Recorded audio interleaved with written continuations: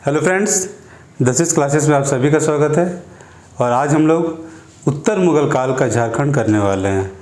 ठीक है, मतलब उत्तर मुगल काल मतलब औरंगजेब के बाद के समय में जो मुगल का जो शासक लोग शासन कर रहा था, उस काल में झारखंड में क्या क्या हो रहा था। ठीक है, और उसमें भी हम लोग देखेंगे कि किस वंश में क्या क्या हो रहा था, क्योंकि अलग अलग वंश अलग अलग जगह पे शासन कर रहा था।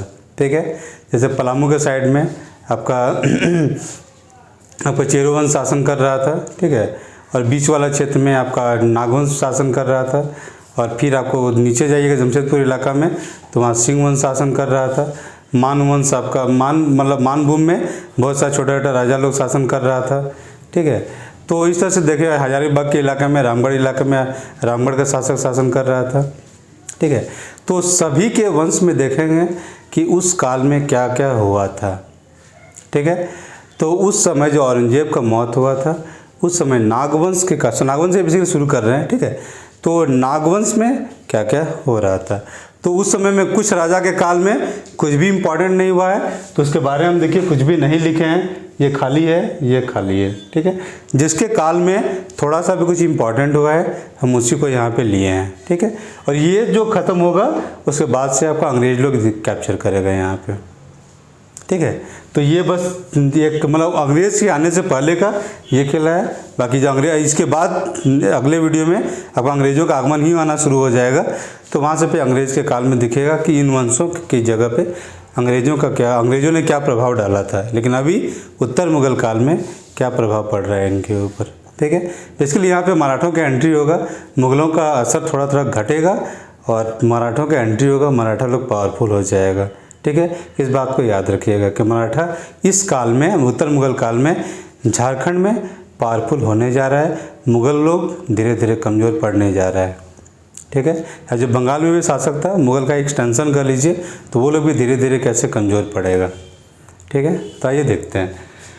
तो रामशाह था। ठीक है, इस काल में औरंगजेब के काल में यहाँ पे तो जब मौत हुआ था औरंगजेब का, तो उस समय यहाँ पे कुछ नहीं हुआ था, यानी प्रॉपर कुछ बड़ा काम नहीं हुआ था।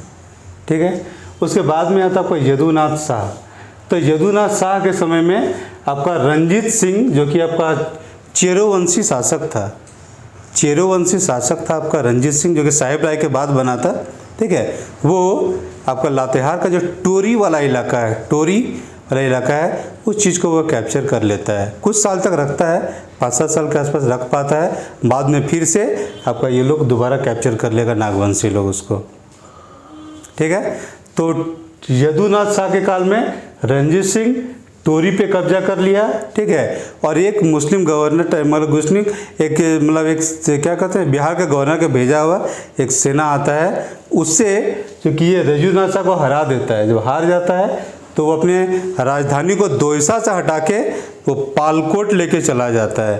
तो यदुनाथ शाह वो शासक था, तो दोयसा से राजधानी को पालकोट लेके गया था। ठीक है, पालकोट। ठीक है, तो यदुनाथ शाह के काल में 2 काम हुआ था, एक रंजीत सिंह टोरी के इलाका को कैप्चर कर लिया था, और दूसरा कि ये दोयसा के जगह पे पालकोट को राजधानी बनाया था यदुनाथ शाह। ठीक है, उसके बाद आता है शिवनाथ शाह। शिवनाथ शाह के काम में कोई खास इंपॉर्टेंट काम नहीं होता है वैसे।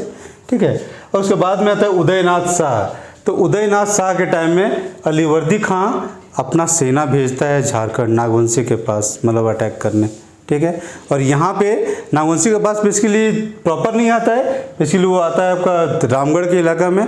रामगढ़ के इलाका में विष्णु सिंह वहाँ शासन कर रहा था, और विष्णु सिंह से वो सेटिंग करता है। और विष्णु सिंह से सेटिंग ये करता है कि विष्णु सिंह अपना टैक्स तो देगा ही अपना जो बिहार के गवर्नर को, उसके अलावा नागवंशियों का टैक्स को वो भी देगा। मतलब नागवंशी राजा अब विष्णु सिंह रामगढ़ के राजा को टैक्स देगा, और रामगढ़ का राजा अब जाके बिहार के शासक को टैक्स, सूबेदार को टैक्स देगा। तो ये एक अपमानजनक चीज़ था कि आपसे डायरेक्ट से हटके आप इनडायरेक्ट वाली जगह पे पहुंच गए, मतलब एक कमज़ोर जगह पे आप पहुंच जा रहे हैं। और विष्णु सिंह का पोजीशन थोड़ा सा इसके मामले में स्ट्रांग दिख रहा है यहाँ पे, क्योंकि विष्णु सिंह को टैक्स देना पड़ रहा है, और विष्णु सिंह आपके टैक्स को वहाँ जाके देगा।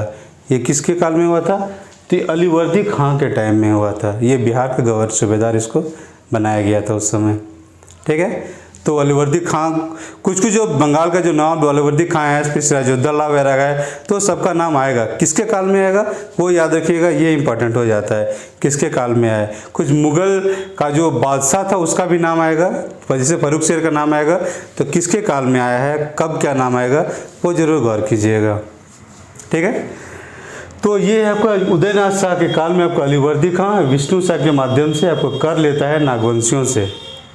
ठीक है, अब इसके बाद आता है आपका श्याम सुंदर शाह। ठीक है, और श्याम सुंदर शाह के काल में मराठा लोग पहला बार झारखंड पे अटैक किया था। पहला अटैक हुआ था आपका 1742 में, बाद में आपका अटैक हुआ था 1743 में। और जब 1743 में अटैक होता है तो फिर क्या कहते हैं, अलीवर्दी खां जो कि आपका बंगाल का आपका नवाब था, तो वो आपको क्या कहते हैं कि कंप्लेन कर देता है आपको जो पेशवा था बाजीराव फर्स्ट, तो बाजीराव को बालाजी बाजीराव, खासकर बालाजी बाजीराव को वो कंप्लेन कर देता है। और बालाजी बाजीराव फिर झारखंड आता है, और फिर वहाँ से जो आया था यहाँ पे रघुजी भोंसले, वो भाग जाता है। और जब भाग जाता है फिर रघुजी भोंसले और बालाजी राव के बीच में संधि होता है, और उस संधि के तहत रघुजी भोंसले के कंट्रोल में आपका झारखंड का इलाका आता है। मतलब जो प्रभाव कंट्रोल तो नहीं हुआ था, पिछले प्रभाव क्षेत्र में आया था। ठीक है, और बाद में फिर अटैक वो लोग का बंद, मतलब कुछ साल के लिए रुक जाता है वो मराठा लोग का अटैक। ठीक है, तो ये देखिए कि 1742 में भास्कर राव पंडित अटैक किया था। 1742 में भास्कर राव पंडित अटैक किया था, पंडित जी याद कर लीजिएगा। 72 में पंडित जी का पहले था। ठीक है, और 1743 में आपका रघुजी भोंसले अटैक किया था। और 1743 में जो अटैक किया था, इसी के हिस्से में, इसी के प्रभाव क्षेत्र में आपको झारखंड मिला था, जब बालाजी बाजीराव के साथ संधि हो गया था। तो ठीक है, फिर बालाजी बाजीराव को कंप्लेन किया जाता है, कौन करता है, तो अलीवर्दी खां कंप्लेन करता है। बालाजी बाजीराव भी बंगाल आता है। तो क्वेश्चन ये आ सकता है कि कौन सा पेशवा आपका बंगाल आया था, तो बालाजी बाजीराव आपका बंगाल आया था, ये पेशवा था जो कि बंगाल आया था। ये बाजीराव मस्तानी का पिक्चर देखे ही होंगे मोस्ट प्रोबेबली। ठीक है, तो उसके बाद में जो पेशवा बनता है वो था बालाजी बाजीराव, यही पीरियड था उसका। ठीक है, कि मतलब 1740 से लेके वो क्या कहते हैं कि 1761 के आसपास तक वो मतलब पेशवा था। तो उसी काल में ये आता है, तो उस काल में बालाजी बाजीराव आया था यहाँ पे। ठीक है, और बाद में इसका संधि हुआ था, और रघुजी भोंसले के प्रभाव क्षेत्र में आपका झारखंड आता है। ठीक है, तो चलिए अब नेक्स्ट वंश को देखते हैं। चलिए अब चेरो वंश को देखते हैं। ठीक है, तो चेरो वंश आपका पलामू के इलाका में था। ठीक है, और जब मुगल वंश का स्थापना हुआ था उसी आसपास में इसका स्थापना हुआ था। ठीक है, तो देखिए इसके राय में मतलब ये उत्तर मुगल काल में करीब 3 शासक शासन कर रहे हैं, एक साहेब राय, एक रंजीत राय और एक जयकृष्ण राय। साहेब राय के काल में कोई इंपॉर्टेंट काम नहीं हुआ। ठीक है, रंजीत राय के काल में थोड़ी देर पहले किए हैं कि टोरी परगना पे कब्जा किया था, काम खत्म, और उसमें कुछ करना नहीं उसमें। जयकृष्ण राय, तो जयकृष्ण राय के काल में ही अंग्रेजों ने आपका पलामू के इलाका में कब्जा किया था। ठीक है, तो ये इसी पीरियड में जयकृष्ण राय के काल में ही हुआ था। ठीक है, मतलब पूरा ये जो जुगाड़ है वो तैयार हो गया था, क्योंकि इसका दरबार पूरा षड्यंत्र का अड्डा हो गया था। कि पलामू के इलाका में, इधर में, इस इलाका में आपका मुस्लिम लोग का कुछ प्रॉब्लम चल रहा था, उधर मुस्लिम शासक लोग कुछ गड़बड़ कर रहा था, और इस इलाका में अगर जो चेरो वंश वाला था उसमें भी कुछ प्रॉब्लम्स आ रहा था। इस चक्कर में जो बीच में ये शासन कर रहा था, यहाँ बहुत ज़्यादा षड्यंत्र वगैरह हो रहा था, और इस सब चूँकि षड्यंत्र हो रहा है, आपस में लड़ा झगड़ा चल रहा है, तो वहाँ पे आप कमज़ोर हैं, अब कमज़ोर है तो बाहरी तो आपको अटैक करेगा वहाँ पे। ठीक है, तो यहाँ पे इस काल में आपका अंग्रेज़ों के कंट्रोल में जाता है ये। ठीक है, लेकिन वहाँ पे एक चीज़ और देखिए कि रंजीत राय को ये मार के शासक में आया था, ये रंजीत राय को ये मार दिया था और ये शासन में आया था। ठीक है, और दूसरा है कि अलीवर्दी खां इसके पास भी अपना सेना भेजा था और 5000 रुपये सालाना टैक्स फिक्स किया था। 5000 रुपया सालाना टैक्स फिक्स किया था किससे, पलामू वाले इलाका से, चेरो वंश से। ठीक है, उसके अलावा ये आफ्टर 1743 मतलब 1743 में जो संधि हो गया था मराठा का तो रघुजी भोंसले के साथ, मतलब पेशवा का रघुजी भोंसले के साथ, उसके बाद क्या होता है मराठा प्रभाव बढ़ा था, तो मराठा लोग चूँकि इधर उधर थोड़ा बहुत आते रहता था, उस चक्कर में कुछ गाँवों का मराठा नाम पड़ गया था, जो मराठा का वहाँ नाम पड़ रहा था महाराष्ट्र में, वैसा नाम आपको पलामू के कुछ गाँव का नाम पड़ा था। तो 2 गाँव का नाम बेसिकली आता है, वो आपका मरहटिया और पेस्का।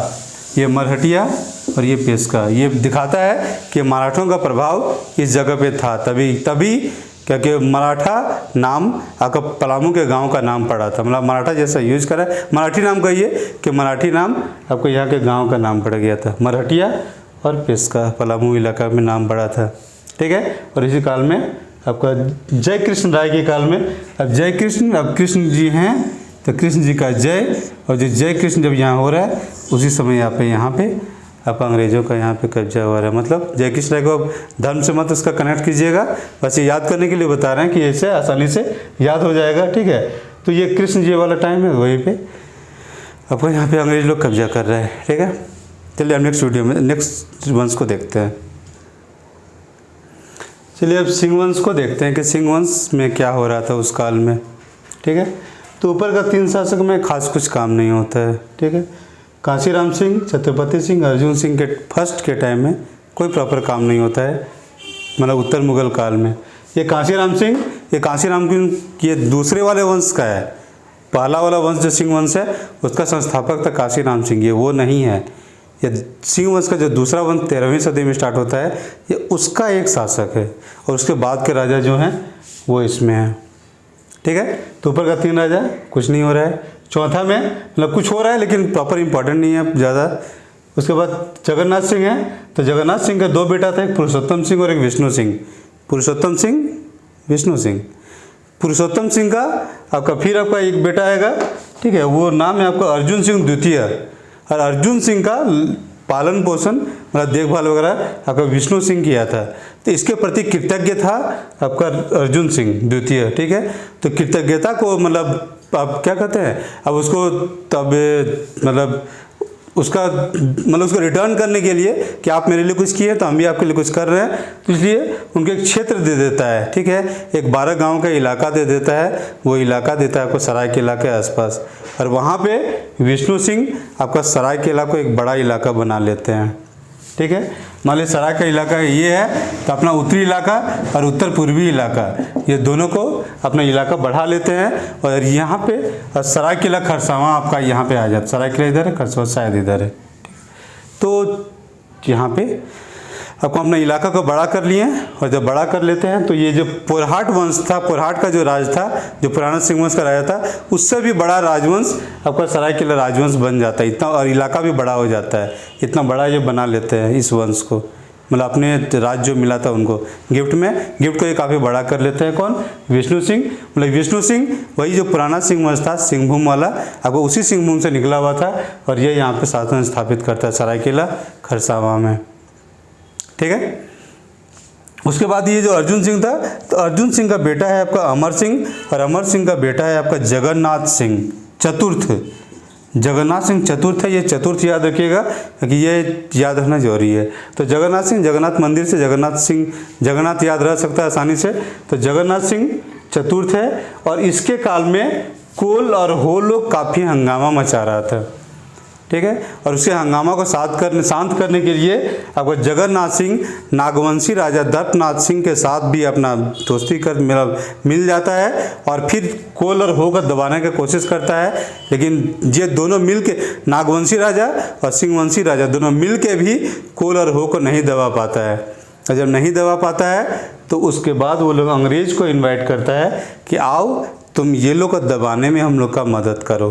और यहाँ पे इसके बाद आपका 1767 में पहला बार आपका अंग्रेज़ों का एंट्री होता है आपका सिंहभूम के इलाका में, ठीक है। तो अब अंग्रेज आ रहा है, तो अब अंग्रेज़ों के काल में देखेंगे कि कैसे कैसे आगे का खेला चलेगा, ठीक है।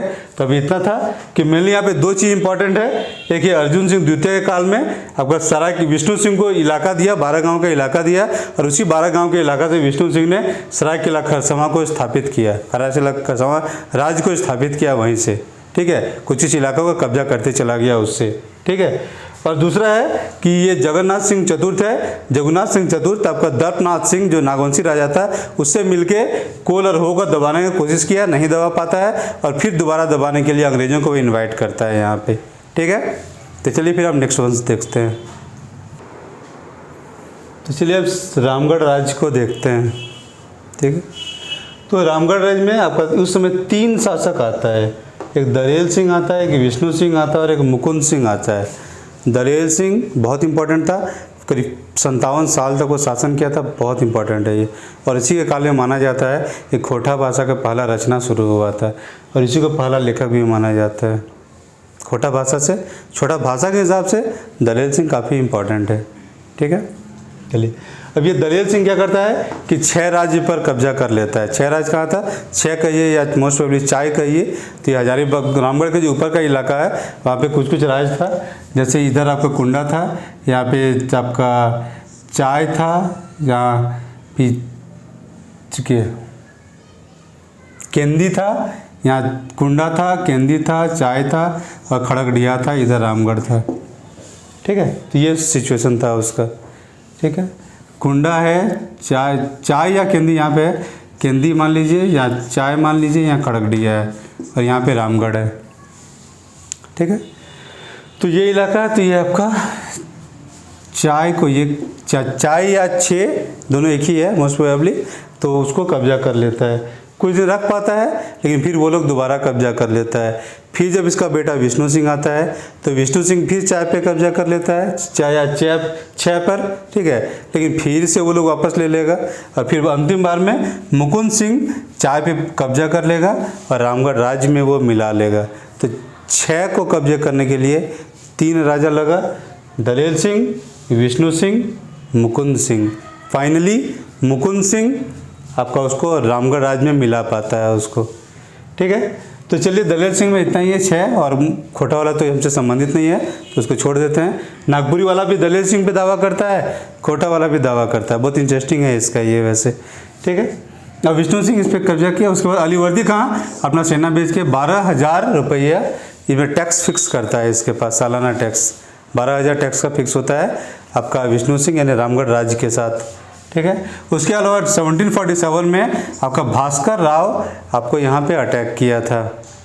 1747 में भास्कर राव आपका यहाँ अटैक किया था, ठीक है।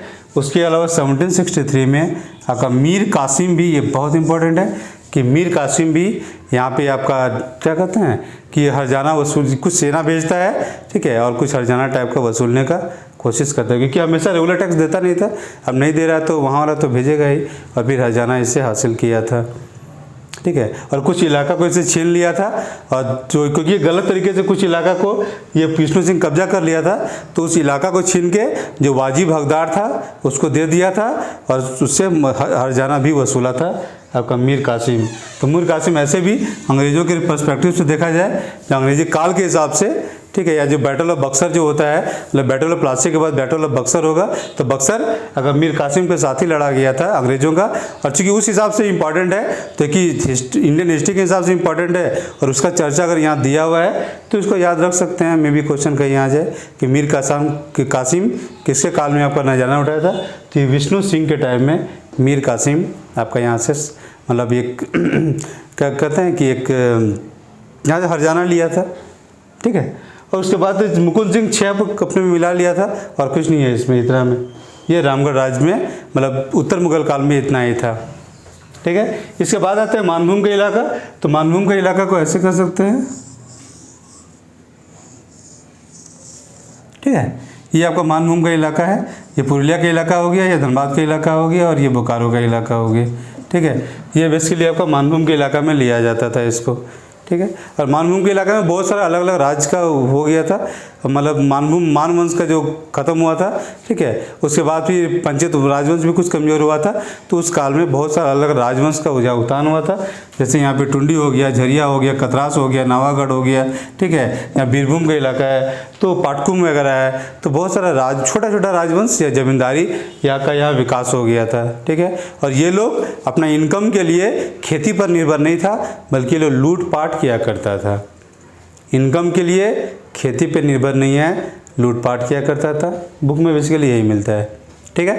तो याद रखिएगा कि लूटपाट वाला कौन नहीं था, तो ये मानभूम वाला लोग लूटपाट वाला खेला करता था, ठीक है।